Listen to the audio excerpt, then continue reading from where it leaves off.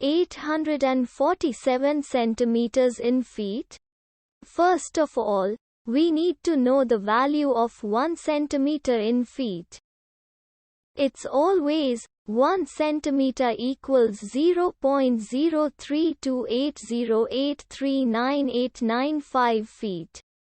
Now we have to multiply 0.03280839895 by 847.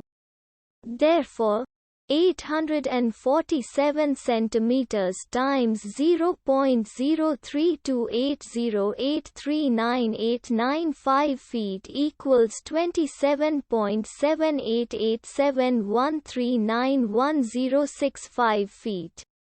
So, in other words, 847 centimeters equals 27.788713911065 feet.